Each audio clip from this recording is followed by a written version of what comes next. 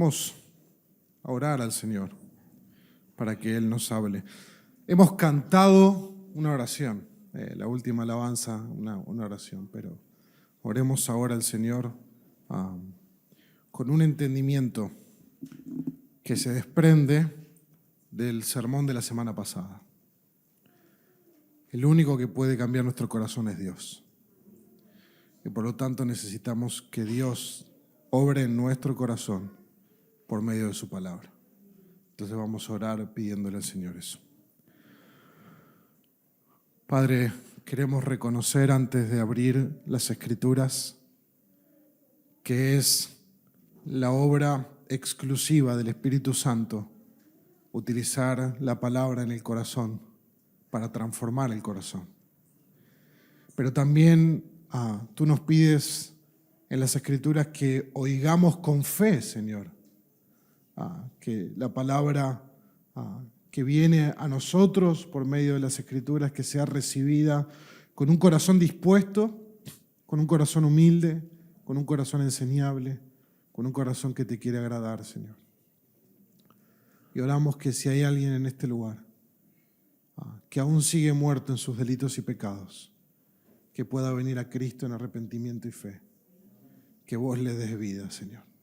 En el nombre de Jesús oramos. Amén y amén. ¿Alguna vez sentiste, luego de haber pecado, que Dios te estaba mirando enojado? Hay semanas en tu vida, quizás puede haber sido esta última semana, donde te sentís indigno de acercarte a Dios o a la iglesia a causa de tu propio desempeño. Como si los hermanos supieran lo que yo soy, ¿no? Si Dios supiera lo que yo soy.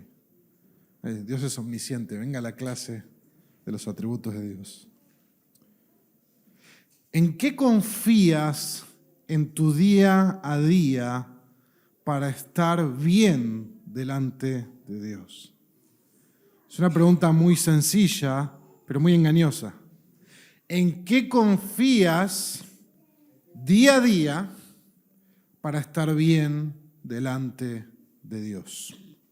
Como cristianos podemos contestar estas preguntas correctamente basados en nuestro conocimiento bíblico. Claramente yo les paso una hoja, van a contestar el 99% bien. Pero la respuesta que Dios considera en el examen no es la de la hoja, sino cómo vivimos nuestras vidas. No tanto el conocimiento que tengamos. Por lo tanto, debemos entender bíblicamente, fundamentado en el conocimiento de la palabra de Dios, cómo es nuestra salvación y en base a qué es que podemos acercarnos con confianza a Dios, como hijos a un Padre amoroso sin temor alguno. ¿Qué es aquello que nos hace acercarnos a Dios sin temor?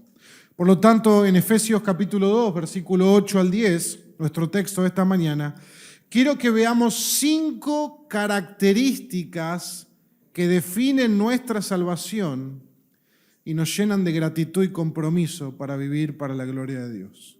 Entonces, si estás tomando nota, 5 características de nuestra salvación que nos llenan de gratitud y compromiso para vivir para la gloria de Dios.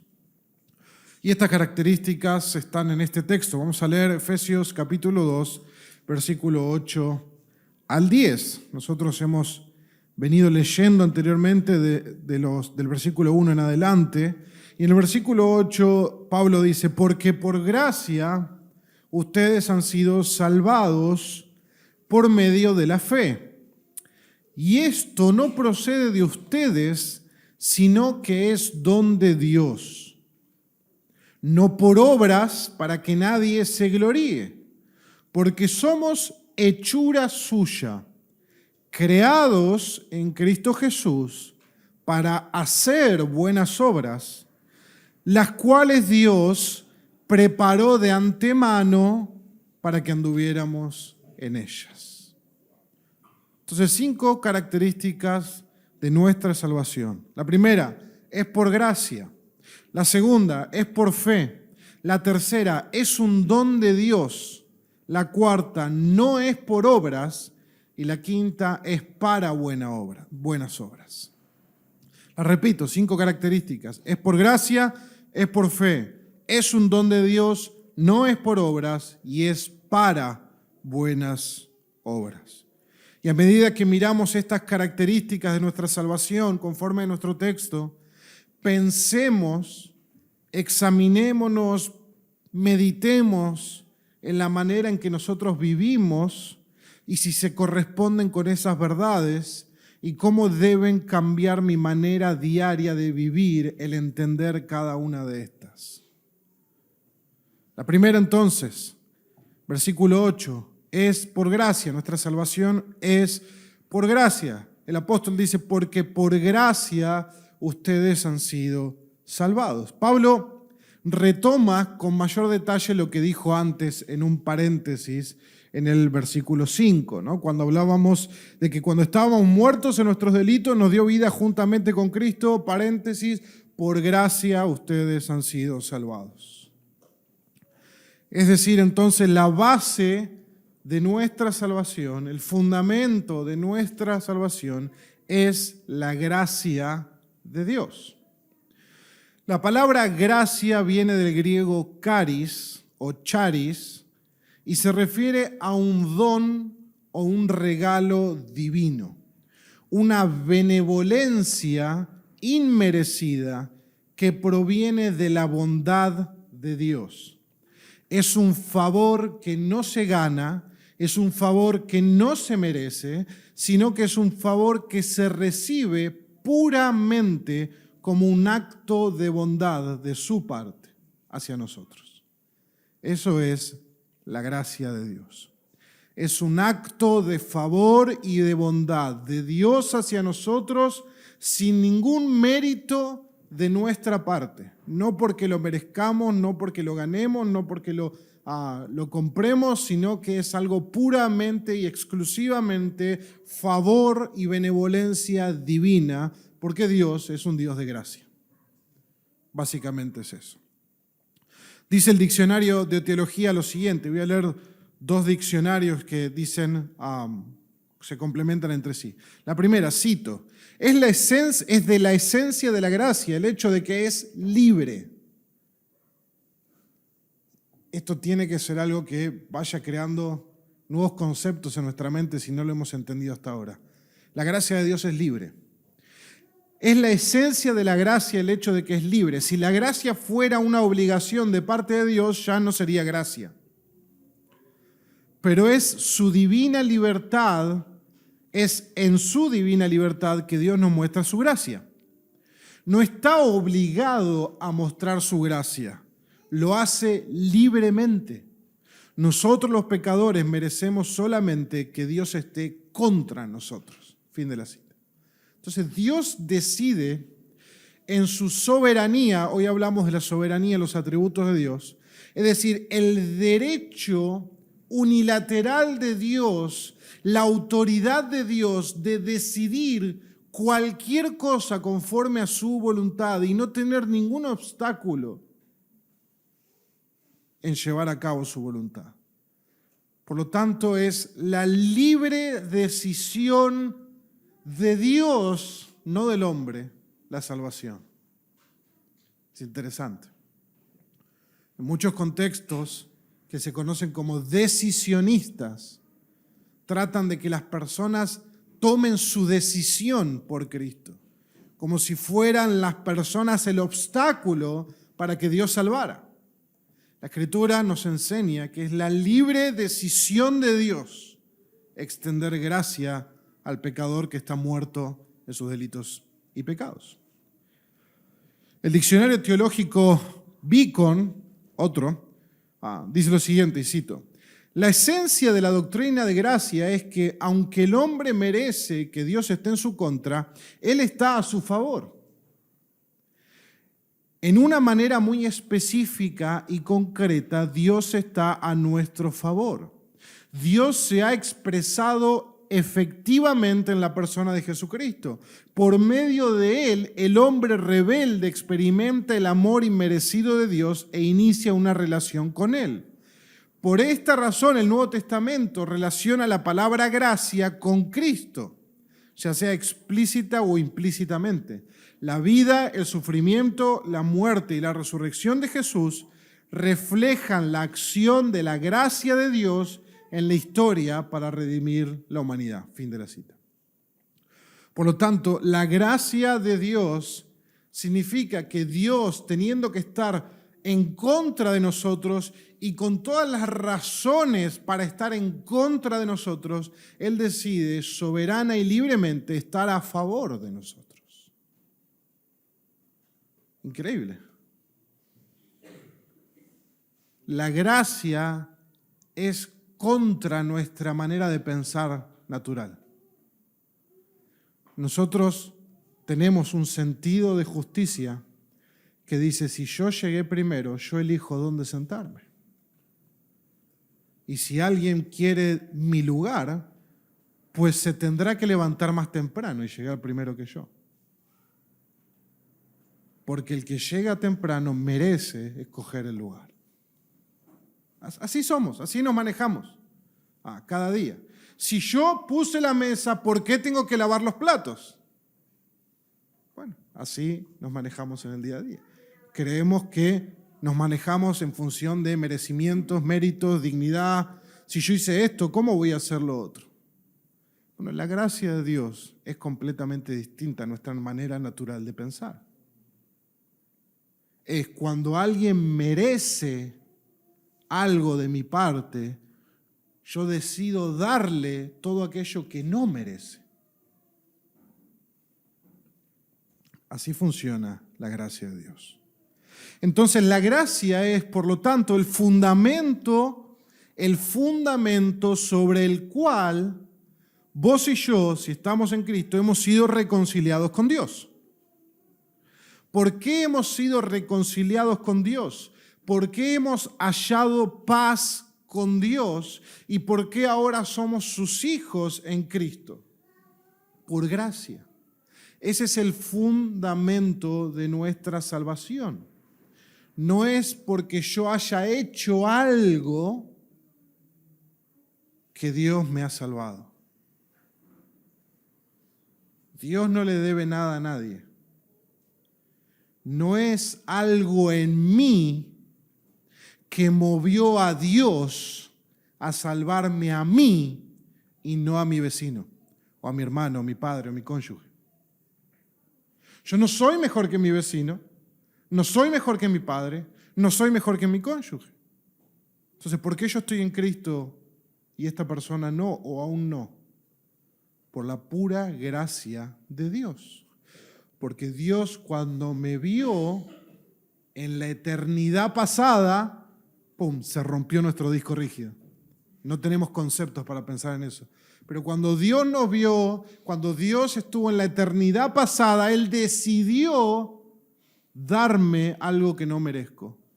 Y en lugar de estar contra mí, Él decidió estar a favor de mí. Es como cuando Él escogió a Abraham, un pagano que vivía adorando falsos dioses. Dios le dijo a Abraham, te bendeciré, te multiplicaré. ¿En base a qué? Si Abraham era un pagano, Abraham seguía falsos dioses, su casa seguía falsos dioses. ¿En base a qué Dios llama y bendice a Abraham? En base a su gracia. Porque Él decide. Y cuando Él decide, Él hace. Y se acabó la historia. Cuando Él decide, Él hace. El apóstol Pablo dice, ¿quién puede mirar a Dios y decirle, ¿qué haces? No hay nadie. Dios es soberano, Dios es libre. Ninguno de nosotros puede obligar a Dios a salvarle. Ninguno de nosotros puede obligar a Dios a salvar a un ser querido. Él es libre.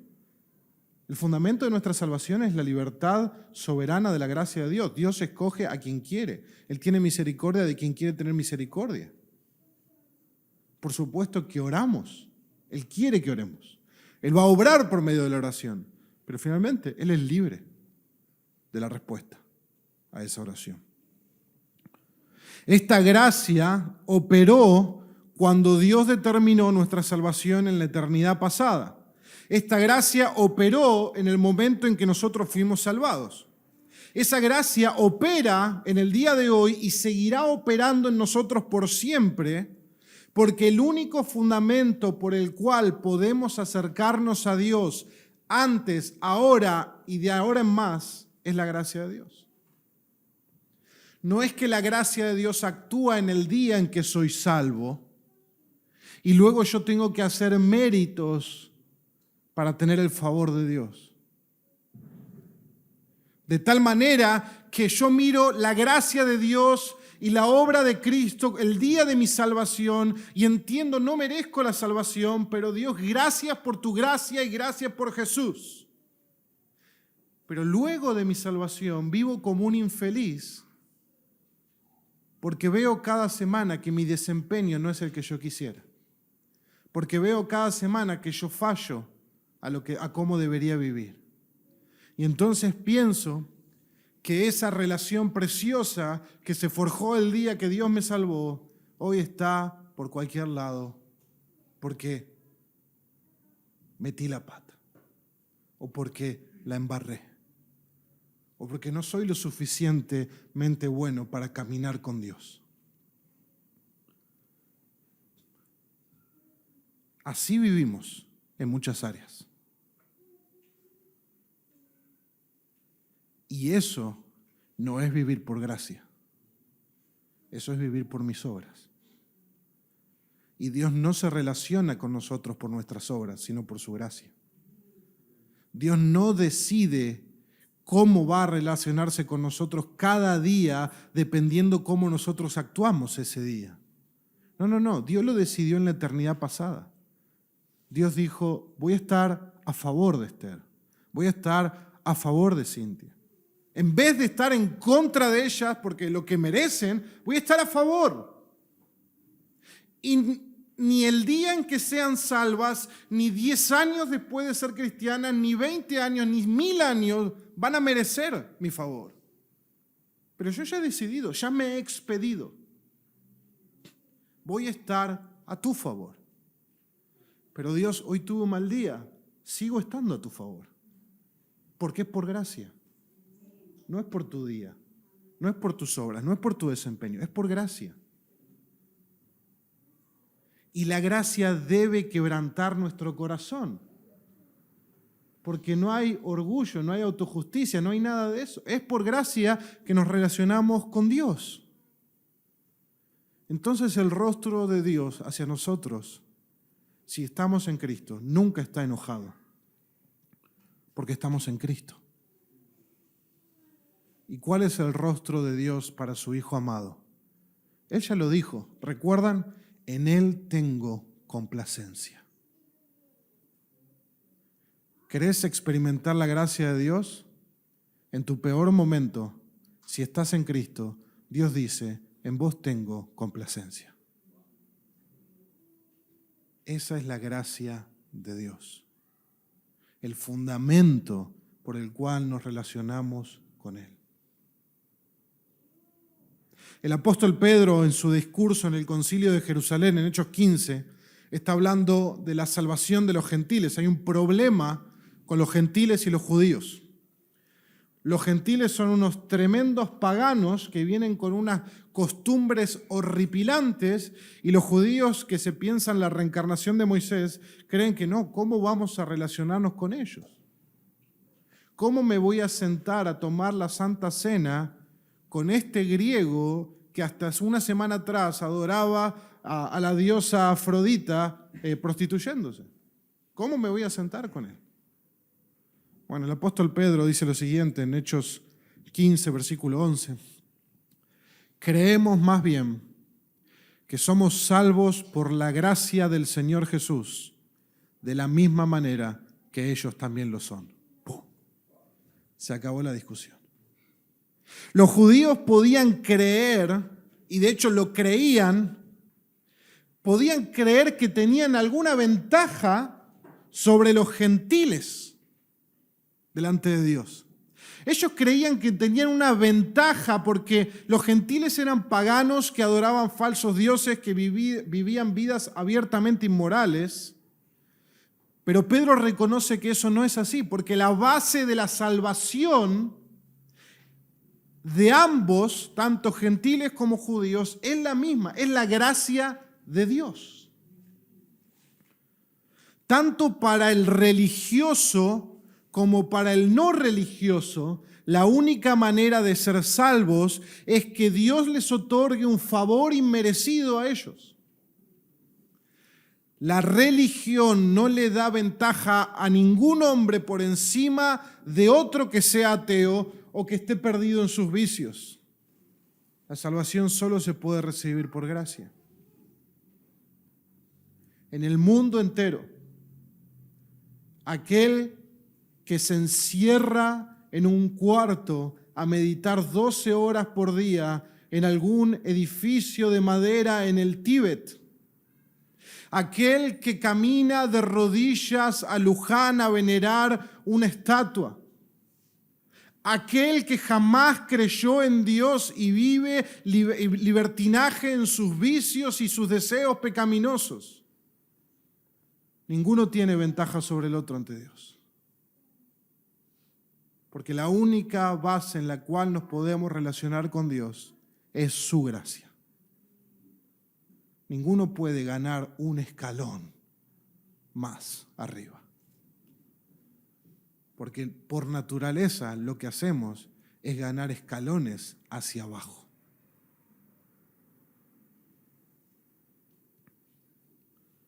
¿Cómo debería entonces nuestra comprensión de la salvación, basada únicamente en la gracia inmerecida y bondadosa de Dios, cómo debería transformar nuestra actitud diaria? ¿Cómo deberías vivir si Dios te salvó por gracia? ¿Cómo deberías vivir si la base y el fundamento de tu salvación no son tus obras, es la gracia de Dios? Algunos dirían, bueno, si es solo por gracia y no es por obras, entonces podemos hacer lo que querramos, total Dios nos va a perdonar. Inténtalo. Inténtalo. Porque el hecho de que Dios te haya extendido gracia, esto es maravilloso, porque el hecho que Dios te haya extendido gracia significa que entraste en el nuevo pacto con Dios. Y ahí perdiste. ¿Por qué? Porque en el nuevo pacto con Dios, Dios dice, el corazón que vos tenías, que amaba ir detrás del pecado, lo cambié. Y ahora tenés un corazón de carne que me ama y que quiere andar en mis caminos y que tiene mi espíritu para guiarle.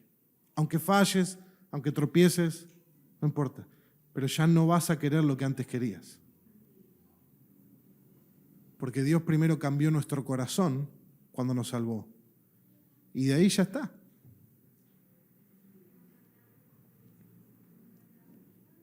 Cualquier persona que piensa que la gracia es una licencia para el pecar, no ha experimentado la gracia. Porque la gracia transforma el corazón. Entonces, simplemente dos aplicaciones prácticas de este punto y luego avanzamos. Pasé más tiempo en este punto porque es el fundamento de los demás. ¿Cómo deberíamos vivir? Debería darnos, lo primero, confianza. Deberíamos vivir con confianza en acercarnos a Dios sin temor a no ser aceptados por Él o ser rechazados por nuestros pecados. Debería generar en nosotros confianza de acercarnos a Dios. ¿Por qué? Porque la base de nuestra salvación, ¿cuál es? La gracia de Dios. La base de nuestra salvación, ¿cuál es? La gracia de Dios. Entonces quiere decir que si yo he pecado, ¿puedo acercarme a Dios? Sí, porque la base de nuestra salvación es la gracia, no es mis obras. ¿Se entiende? Podés aplicarlo podemos aplicarlo a nuestras vidas. ¿Por qué? Escuchen esto. Cuando Adán pecó, ¿qué hizo? Se escondió de Dios. Tuvo vergüenza porque estaba desnudo y cubrió su cuerpo con hojas de higuera. Creo que era de higuera, no me acuerdo. Pero cubrió su cuerpo. Tuvo vergüenza. Se alejó de Dios. Pero por medio de la gracia de Dios ya no tenemos que escondernos. ¿Por qué no nos escondemos? Porque Jesús pagó por nuestros pecados y nos cubrió con su justicia perfecta. Entonces, cada vez que yo me siento sucio y corro a Dios, cuando llego a Dios, estoy perfectamente limpio. Y yo me miro y miro mis ropas y digo, pero si yo estaba sucio. Sí, pero estás en Cristo. Y tus vestidos siempre van a estar emblanquecidos. Porque fue su sangre la que pagó el precio. Entonces no importa cuán sucio me siento en mi peor día, puedo acercarme a Dios por medio de su gracia, por medio de su Hijo, y darme cuenta que en Cristo estoy limpio, que en Cristo estoy perdonado, que en Cristo tengo una justicia perfecta delante de Dios. ¿Se imaginan la imagen? El hombre que cae en el barro y está todo sucio y corre a Dios y cuando llega a Dios está todo limpio. ¿Pero qué pasó? Esa es la gracia de Dios. Por lo tanto, cuando pecamos, lo que tenemos que hacer no es escondernos de Dios, sino ir a Dios. Fíjense cómo el entender la gracia de Dios debe cambiar la manera práctica en que nos relacionamos con el pecado cuando pecamos. Cuando pecamos, muchas veces, ¿qué nos sentimos? Nos sentimos la peor basura del universo. ¿Qué voy a abrir la Biblia? ¿Qué voy a orar a Dios? Después de lo que dije, después de lo que pensé, después de lo que hice. ¿Cómo me voy a acercar a Dios? La persona que está pensando así, aunque seamos nosotros como cristianos, cuando pensamos así, porque pensamos así, ¿qué fundamento estamos poniendo para acercarnos a Dios? Las obras, no la gracia. Dios dice, yo no cambié. O sea, yo me sigo relacionando con vos por base de la gracia. Somos nosotros, con nuestro querido y viejito fariseo adentro de nuestro corazón, que dice, no podés acercarte a Dios así. Por lo tanto, cuando pecamos ahora, ¿qué quiere Dios que hagamos? Que corramos al trono de la gracia, que confesemos nuestro pecado, que nos arrepintamos, que confiemos en la misma gracia que nos salvó, que nos capacita para ser cada vez más como Jesús y que nos capacita para vencer el pecado en nosotros por medio de su Espíritu. El pecado no nos tiene que alejar de Dios. Nos alejó de Dios. Cristo nos acercó a Dios. Y la palabra dice que nada nos puede separar de Dios. Ni siquiera nuestras fallas, ni siquiera nuestros pecados.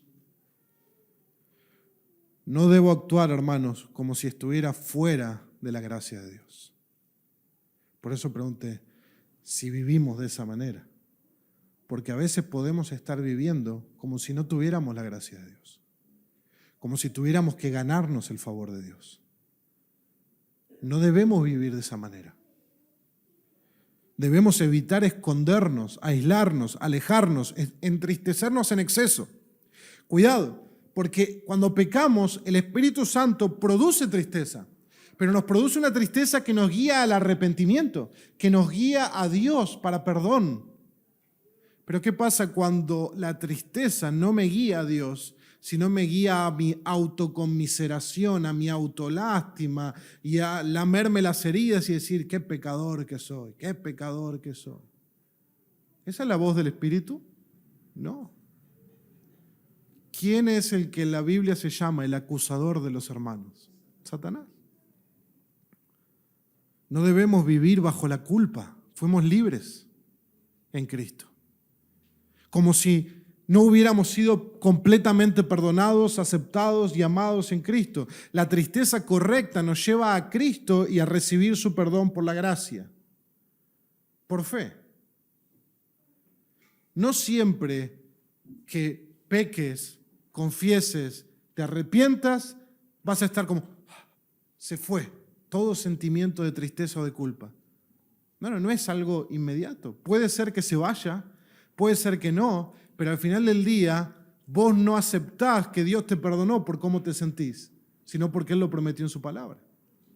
Por lo tanto, por más que me sienta mal, acepto el perdón de Dios por la fe y se acabó la historia. Porque Dios no dice en su palabra, fíjate cómo te sentís para saber si sos perdonado. No, es Cristo nuestro Salvador. Si estamos en Cristo, ya hemos recibido la gracia de Dios. No hay nada que podamos hacer para cambiar esa realidad.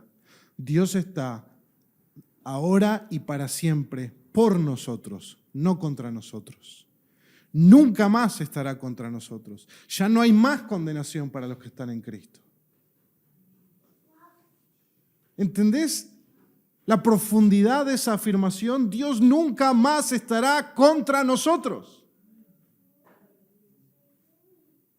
Dios estará hoy y para siempre a favor de nosotros, a pesar de nosotros, y para transformarnos a la imagen de su Hijo. Así que si vos todavía pensás, mirá el carácter que tengo, tranquilo, Dios está a favor tuyo y Dios está comprometido en sacar ese pecado de vos al punto en que vas a ser como Cristo algún día. Entonces la primera cosa que la salvación por gracia debe producir en nosotros es confianza de acercarnos a Dios. Y la segunda que debería producir, pudiera ser una lista enorme, solamente puse 2 para avanzar con los siguientes puntos, estamos en el primero, son 5. Humildad. Y la razón es que la gracia es por su naturaleza inmerecida. No podemos jactarnos de la gracia. Debe generar en nosotros humildad. ¿Por qué? Porque no hay nada en tu vida que te posicione mejor ante Dios que tu prójimo. Ni tu moralidad, ni tu religiosidad, ni tu educación, ni tu dinero, ni tu familia, ni nada. Todos somos salvados por la gracia de Dios o no somos salvados. No hay otra alternativa. O somos salvados por gracia o seguimos muertos en nuestros pecados. El hermano más maduro de la iglesia, ¿quién es? No levante la mano. El hermano más maduro de la iglesia y el hermano más inmaduro de la iglesia fueron salvados por la misma gracia. Ninguno tiene una ventaja más que el otro. Nunca debemos creernos superiores a nadie porque no lo somos. La gracia nos nivela. Eso nos protege de una actitud farisea hacia nuestros hermanos. ¿Cuál es la actitud farisea ante el hermano? La actitud del fariseo que decía, gracias a Dios que no soy como este publicano, pecador. Porque yo hago esto, yo hago lo otro, yo hago lo otro, yo hago lo otro. ¿En qué se relacionaba? ¿En base a qué se relacionaba el fariseo con Dios? Obras. Pero el publicano tirado ahí decía, sé propicio a mí, pecador. ¿En qué se quería basar el publicano su relación con Dios? Gracia y misericordia. Y dijo Jesús, adivinen quién bajó justificado a su casa.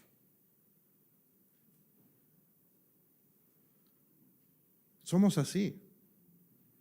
Necesitamos la gracia de Dios para no ser así, para que Él siga trabajando en nuestros corazones. Nunca diga tu corazón, gracias a Dios no soy como tal.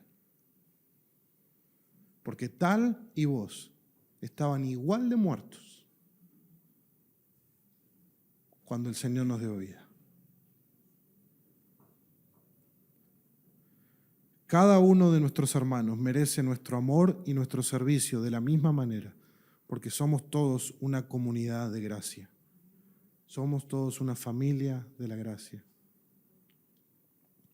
La pregunta entonces es, ¿amás a todos tus hermanos o haces diferencia entre tus hermanos?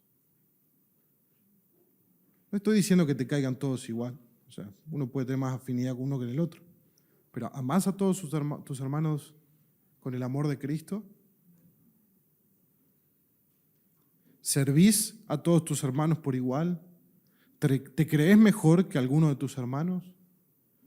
¿Pones tus intereses siempre por encima de tus hermanos? Entonces la gracia es el fundamento de nuestra salvación. Pero ¿cómo recibimos esa salvación? Nuestro segundo punto, por medio de la fe. Es por fe. Versículo 8. Salvos por gracia, por medio de la fe. El medio por el cual nosotros recibimos la salvación es la fe. Si la salvación es un regalo, creo que fue Sugel que lo dijo una vez, la fe es la mano que se extiende para recibir el regalo. Es la apropiación del regalo, es la confianza que se sabe que se está recibiendo un regalo y abre la mano para recibirlo.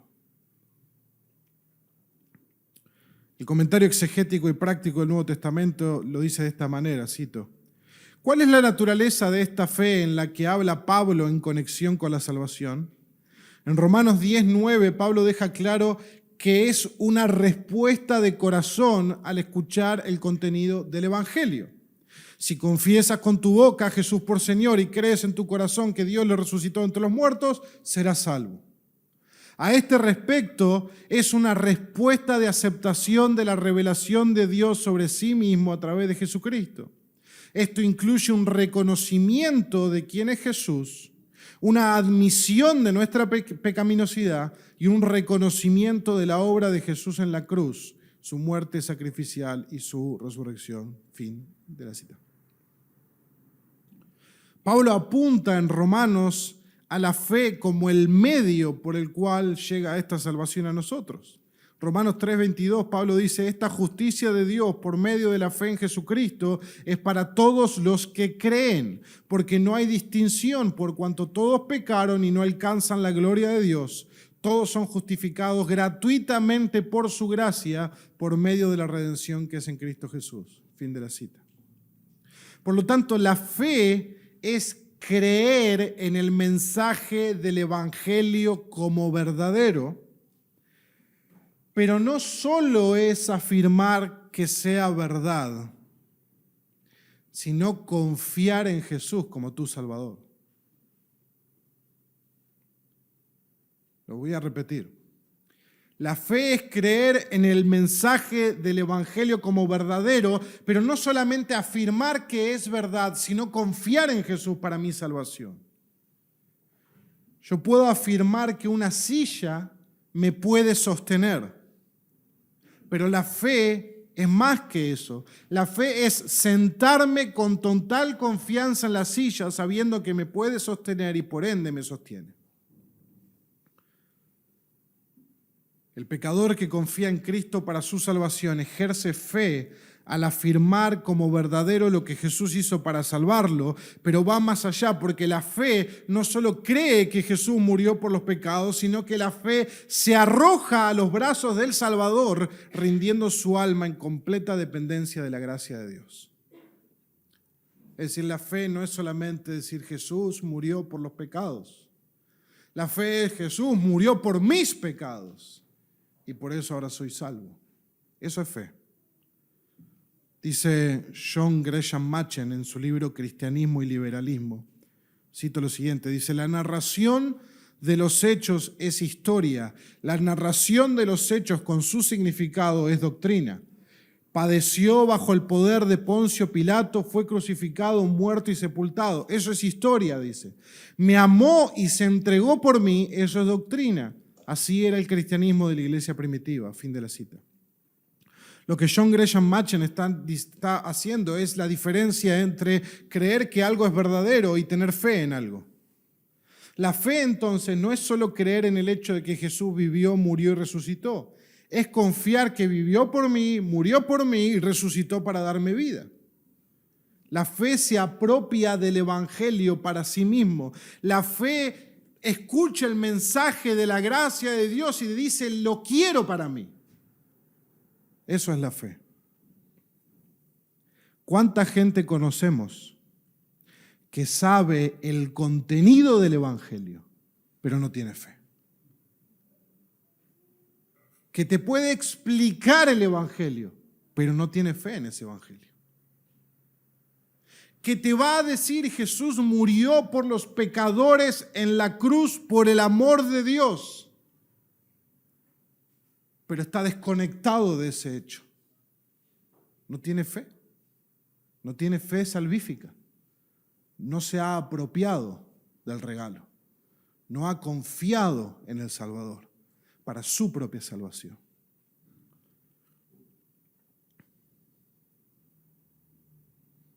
Dios nos llama a confiar en su Hijo para nuestra salvación.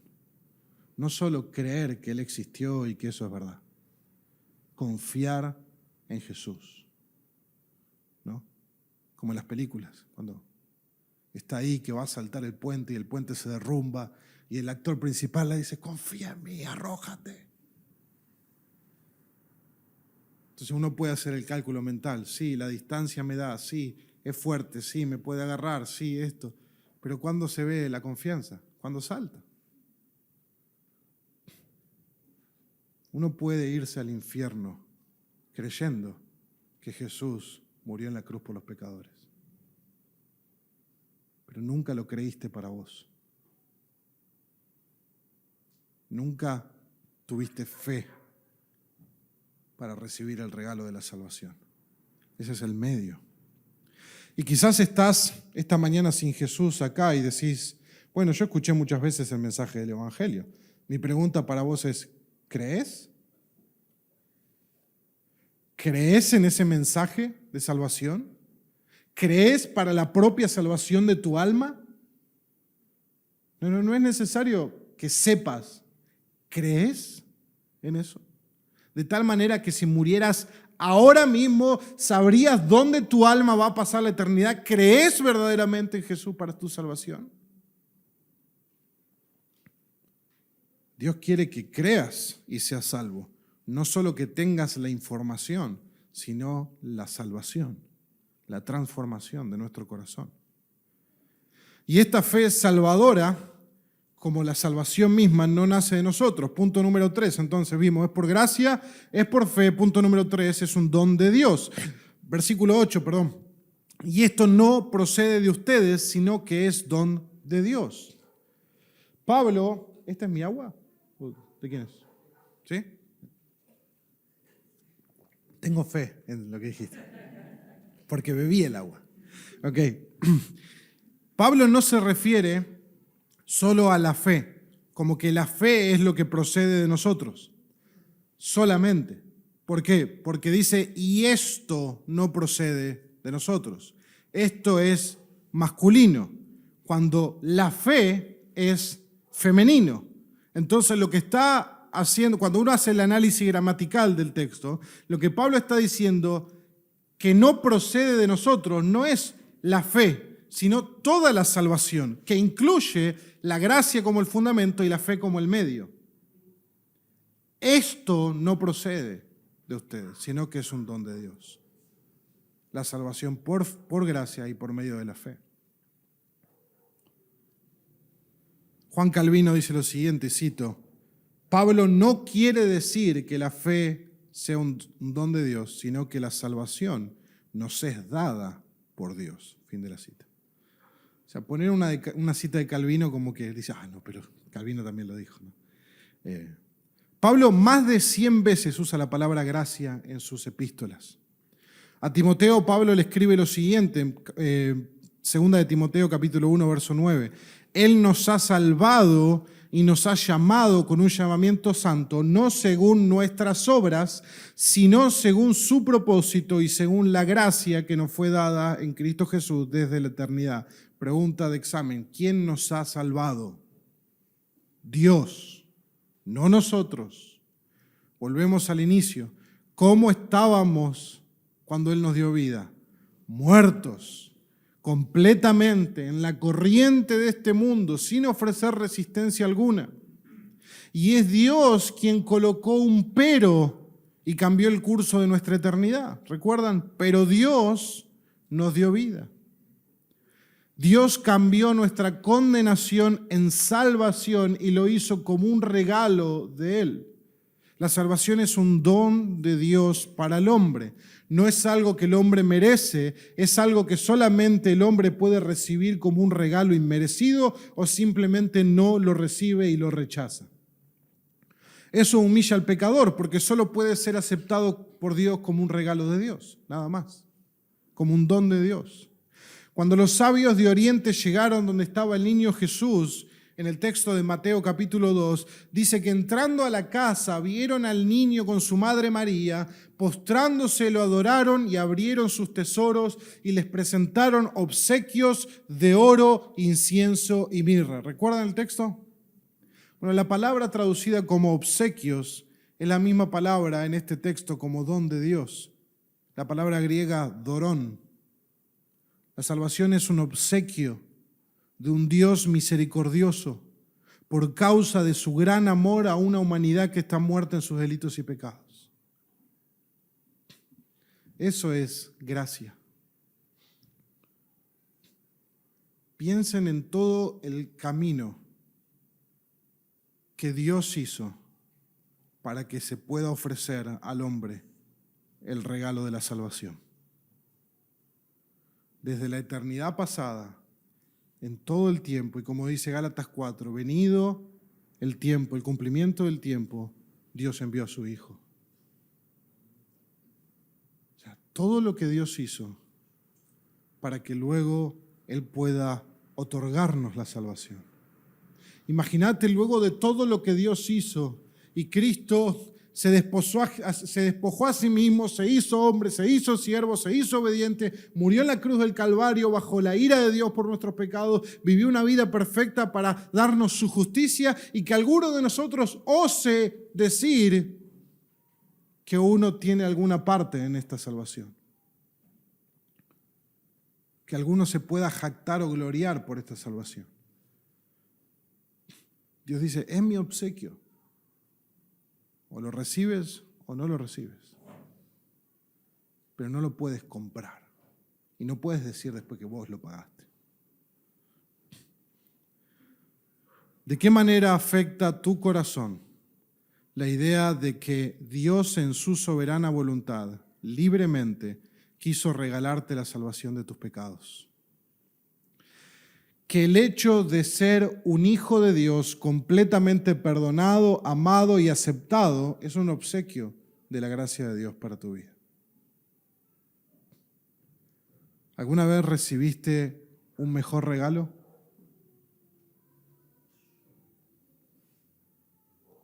Sabiendo que hemos recibido un regalo tan grande, ¿cómo debería esto influir en nuestra vida y en la percepción de nuestras necesidades?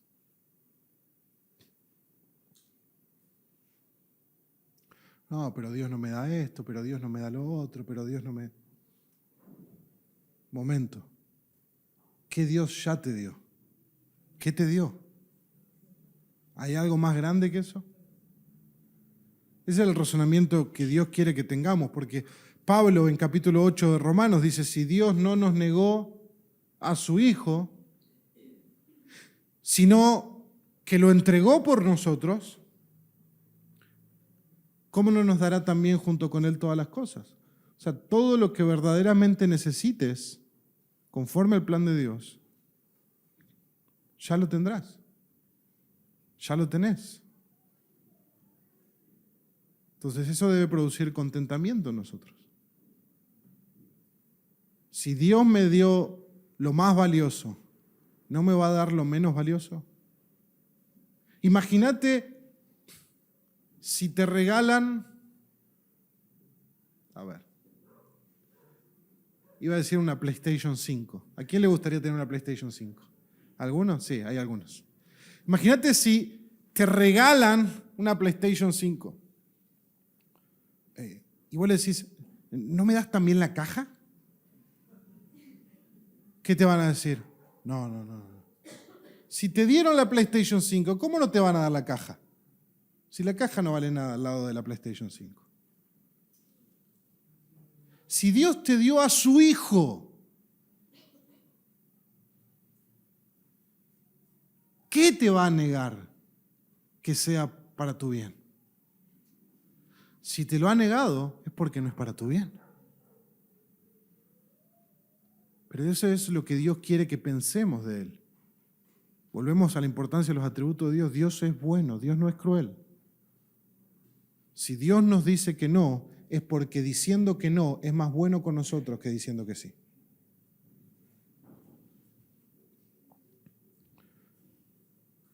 Y si aún no tenés a su único hijo en tu vida, ¿qué esperás para recibir el regalo de la salvación? ¿Qué esperás?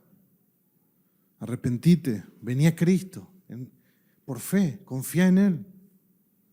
Y así como es un regalo de la salvación, tampoco se obtiene por mérito alguno. Punto número 4, ya vamos avanzando, 4. No es por obras para que nadie se gloríe, dice el texto. Imagínate un niño abriendo su regalo de Navidad y dice lo siguiente: qué maravilloso que soy, qué genio que soy, miren lo que he ganado por todo lo que he hecho. Esto es una obra de mis méritos, esto es una obra de mis manos y mi propia riqueza. Bueno, ya la imagen es absurda. Sería absurdo jactarse de un regalo que alguien nos ha dado. No se lo ganó al niño, no lo compró el niño, no trabaja el niño, no tiene plata, solo lo recibió. En todo caso, ¿cuál es la respuesta correcta del niño ante el regalo? Gracias. Gracias por darme este hermoso regalo, por mostrarme tu amor. Gracias. No está pidiendo la cuenta para ver cuánto debe, sino que se goza, se alegra. Tiene un regalo que no tenía antes y lo tiene por gracia, porque alguien se lo dio, alguien lo pagó, alguien lo fue a buscar, alguien hizo todo lo necesario para que Él lo abra. La idea central es que la salvación no se obtiene a través de nuestras acciones, méritos o esfuerzos. Nada de lo que provenga de nosotros nos hace dignos de ser salvados. No se logra por obras, porque si estamos espiritualmente muertos, ¿qué podemos hacer? Nada. ¿Qué hace un muerto? Nada. El pastor Erwin Lutzer comenta lo siguiente, que cuando él enseñaba predicación en el seminario, él tomaba al aula de sus estudiantes y se los llevaba al cementerio. Y en el cementerio le pedía a los alumnos que se pasen un buen rato predicándole a las tumbas. Y luego les preguntaba qué tal les había ido. ¿Por qué? Porque quería enseñarles que esa es la realidad espiritual cuando ellos predican el Evangelio. Si Dios no infunde vida por medio del mensaje de Cristo a esos muertos, no van a responder, porque están muertos. Y si han respondido es porque Dios les ha dado vida. Piper tiene una ilustración preciosa de esto. Piper dice, imagínate que vos estás acostado en el medio de la noche en tu cama y de repente alguien hace así en tu rostro. ¡Despierta!, te grita. ¿Qué haces?, dice Piper. ¿Te quedás con los ojos cerrados pensando, ¿me despertaré o no me despertaré? Piper dice, no, lo primero que haces es despertarte y luego entender qué está pasando. Lo mismo dice Piper, es espiritualmente. Nosotros estamos muertos.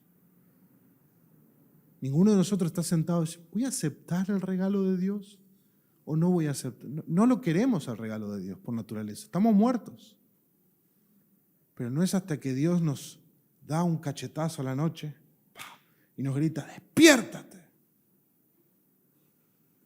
hasta que no creemos. Porque esto es para otra enseñanza, pero no podés creer si no tenés vida.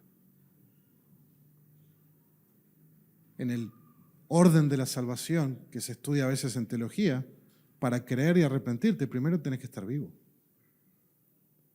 Si estás muerto no puedes hacerlo. Todo ocurre en un instante, en ese cachetazo a la noche.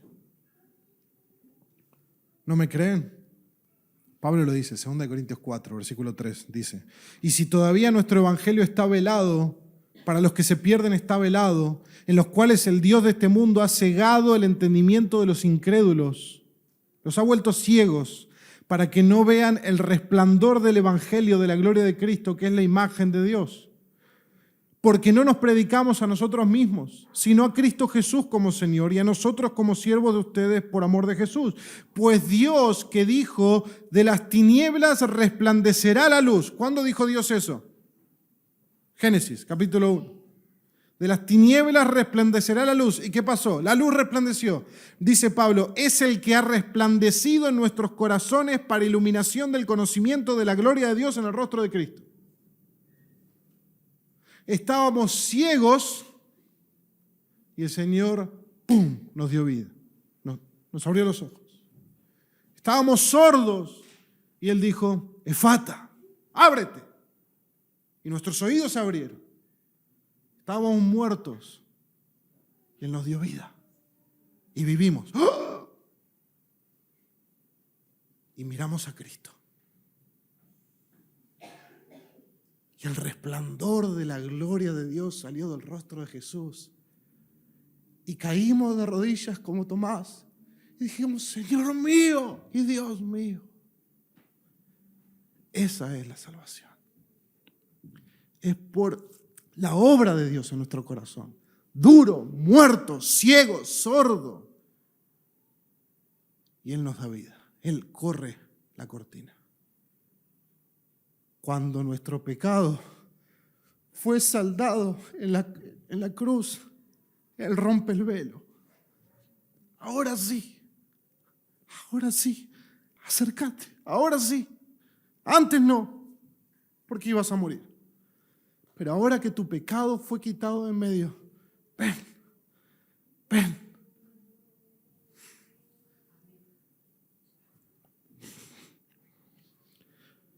Maravillosa salvación que el Señor nos ha dado. Gloria a Dios por su salvación. Gloria a Dios por su salvación. Es Dios quien nos ha encendido la luz. No es nada que nosotros hayamos hecho. Si dependiera de nosotros, estaríamos perdidos. Por lo tanto, si alguno de nosotros está vivo espiritualmente, es porque Dios le ha dado vida por pura gracia. Y la pregunta es, ¿quién se lleva el mérito entonces de nuestra salvación? Dios. ¿Quién recibe la gloria al resucitar muertos y darle vida por medio de Cristo? Dios. Porque Dios dice, tendré misericordia del que yo tenga misericordia y tendré compasión del que yo tenga compasión. Así que no depende del que quiere ni del que corre, sino de Dios que tiene misericordia. Romanos capítulo 9. Nuestra salvación es pura y exclusivamente una obra soberana de la gracia de Dios. Pablo dice en Gálatas 2, sin embargo, sabiendo que el hombre no es justificado por las obras de la ley, sino mediante la fe en Cristo, nosotros también hemos creído en Cristo Jesús para que seamos justificados por la fe en Cristo y no por las obras de la ley, porque por las obras de la ley nadie puede ser justificado. Entonces nosotros también hemos creído, dice Pablo, porque no hay otra manera de ser justificados delante de Dios. La salvación no depende de nuestras obras. No es algo que podemos ganar, no es algo que podemos mantener por nuestro desempeño. Si la salvación es por gracia, entonces nos asegura que somos aceptados, amados y completamente a pesar de lo que somos. ¿Por qué pensamos que debemos mantener el favor de Dios por medio de nuestro desempeño? ¿Por qué pensamos que hay días que estamos más cerca y otros que estamos más lejos de Dios? ¿Por qué pensamos que Dios nos mira enojado cuando hemos pecado? ¿Acaso Dios no perdonó nuestros pecados pasados, presentes y futuros? Dios ya conocía todos nuestros pecados cuando Él decidió salvarnos. Y esto debe traer consuelo a nuestro corazón. En el peor de tus días como cristiano, sos completamente conocido, aceptado y amado por la gracia de Dios solamente. Y en esos días que vos pensás que estás haciendo todo bien como cristiano, tené cuidado de no olvidarte que sos completamente conocido, aceptado y amado por la gracia de Dios solamente. Es solo por gracia. Dios no es hombre, Él es inmutable, Él no cambia, su amor por nosotros no cambia, sin importar nuestras circunstancias cambian, nuestra salud cambia, nuestra vida cambia, todo cambia, Dios no cambia, su amor por nosotros no cambia. Nuestro desempeño no hace que Dios cambie. Es por gracia y no por obras, para que nadie se gloríe, para que toda la gloria sea de Dios para siempre. Y finalmente, no porque no sea por obras, las obras no importan. No es por obras. Pero hermano, nunca servís en la iglesia, nunca visitás a algún hermano, nunca te voy a agarrar una escoba, nunca dijiste puedo ayudar en algo, pero no es por obras. Yo quiero que toda la gloria sea de Dios, por eso no voy a hacer ninguna obra. Bueno, hay un problema de exégesis, ¿no? De hermenéutica. Es para obras, versículo 10, porque somos hechura suya, creados en Cristo Jesús para, subraye, marque en su Biblia, para hacer buenas obras, las cuales Dios preparó de antemano para que anduviéramos en ellas. 2 Corintios 5, 17 dice, de modo que si alguno está en Cristo, nueva criatura es, las cosas viejas pasaron, ahora son hechas nuevas. Pablo dice, somos hechura suya, creados en Cristo Jesús. Dice Wiersbe, la palabra griega traducida hechura es poema. ¿Conocen los libros de poema? Bueno, es la misma palabra, de la cual se deriva nuestra palabra poema. Aquella palabra significa lo que se hace, un producto manufacturado, una obra de artesanía. En otras palabras, nuestra conversión no es solo el fin, sino el principio. Somos una nueva criatura de Dios y Dios continúa obrando en nosotros para hacer lo que Él quiere que nosotros seamos. Su propósito es hacernos la imagen de su Hijo. El propósito de Dios con salvarnos no es solamente que no fuéramos al infierno. La gracia no se acaba ahí, sino que el propósito de Dios es que fuéramos como su Hijo. Y el día que fuimos salvos, nuestra condenación fue saldada, pero todavía no somos como su Hijo. Entonces Dios está obrando en nosotros, y cuando su Hijo venga, seremos como Él es, porque le veremos tal como Él es. Entonces Dios completará su obra de salvación. Todavía no ha completado su artesanía. ¿Alguna vez conocieron a alguien que le gusta pintar o dibujar? Y le decís, a ver, no, todavía no. ¿Te imaginas? No, es que todavía no, es que estoy trabajando todavía. Bueno, Dios está trabajando todavía en nosotros. No hay ningún cuadrito colgado, solo Jesús. Todos nosotros estamos siendo trabajados. Un día nos colgará a todos en el cuadrito. Ya, poema, ya está la obra completa, finalizada. Eso nos da ánimo porque nosotros nos miramos y decimos, pero todavía soy un desastre. Tranquilo, Dios está trabajando. No, pero mi cónyuge es un desastre, no está tranquilo. Dios está trabajando más en vos que en tu cónyuge. No somos salvos por obras, sino para buenas obras. El famoso teólogo Juan Calvino escribió, es la fe sola la que justifica, pero la fe que justifica nunca puede estar sola. O sea, la fe nos salva, la fe es el medio, no las obras, pero las obras son el resultado de la fe. Mateo 5:16, así brille la luz de ustedes delante de los hombres, para que vean sus buenas acciones y glorifiquen a su Padre que está en los cielos. Dios quiere que hagamos buenas obras. Dios quiere que vivamos como Cristo. Y si vivimos como Cristo, Jesús se la pasó haciendo buenas obras. Colosenses 1:10, pero que anden como es digno del Señor, haciendo en todo lo que le agrada, dando fruto en toda buena obra y creciendo en el conocimiento de Dios. Segunda de Timoteo 3:17, cuando Pablo habla de la inspiración de la Escritura, dice, a fin de que el hombre de Dios sea perfecto, equipado, ¿para qué? Para toda buena obra. Dios quiere que obremos. Dios quiere que seamos un pueblo celoso de buenas obras. Porque hemos entendido que las buenas obras no son la base y el fundamento de nuestra relación con Dios, es la gracia. Entonces podemos dedicarnos a hacer buenas obras con el corazón agradecido por la gracia de Dios. Dice el texto que Dios preparó de antemano obras para que las lleváramos a cabo. Esa es la antesala de Dios, cuando Dios estuvo trabajando en qué iba a hacer con cada una de nuestras vidas. Dios preparó obras para que nosotros caminemos en ellas, andemos en ellas, vivamos en ellas. Dios preparó eso. Antes vivíamos según el designio de ¿quién?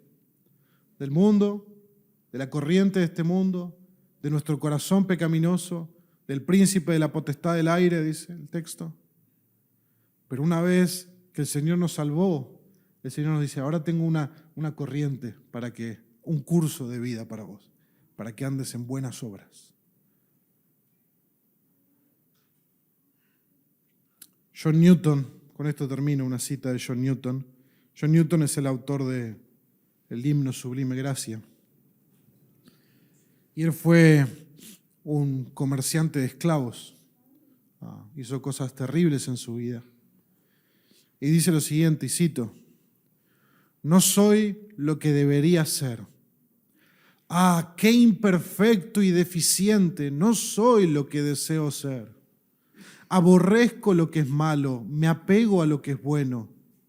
No soy lo que espero ser. Pronto dejaré de lado la mortalidad y con la mortalidad todo pecado e imperfección.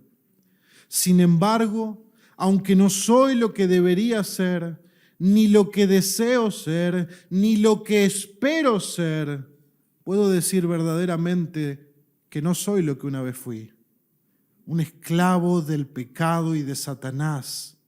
Y puedo unirme al corazón del apóstol y reconocer, por la gracia de Dios, soy lo que soy. Fin de la cita. Hermanos, la salvación es por gracia, es por medio de la fe, no es por obras, es un don de Dios y es para que nosotros vivamos para un propósito, para las buenas obras que Él ya preparó para que anduviéramos en ellas. Vamos a orar.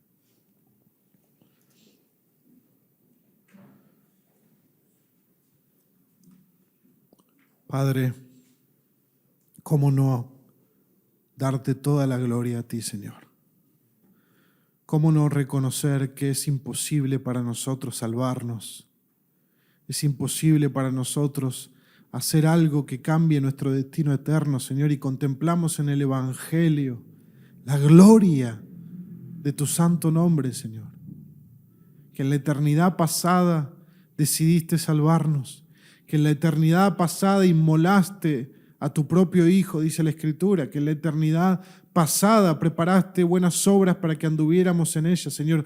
Tan certero era que nos ibas a salvar, que ya habías planificado toda nuestra vida después de que eso ocurra. Realmente eres un Dios soberano, Señor. Eres un Dios de gracia soberana. Eres un Dios de gracia libre y soberana que decidiste estar a favor de nosotros cuando nosotros estábamos muertos, perdidos y éramos tus enemigos. Señor, que el mensaje de la gracia transforme nuestros corazones. Que la persona de Jesús, la imagen del Dios invisible, sea nuestro mayor tesoro. Jesús dijo, yo soy el camino, la verdad, la vida. He venido para que tengan vida y la tengan en abundancia. Te adoramos, Señor. Perdona nuestros pecados. Perdona nuestras faltas. Haznos más como Jesús. Ayúdanos como iglesia a amarnos los unos a los otros, a vivir más como Jesús entre nosotros, Señor. Que la gracia no solamente esté en el título, sino en nuestros corazones. Te necesitamos, oh Dios. En el nombre de Jesús. Amén.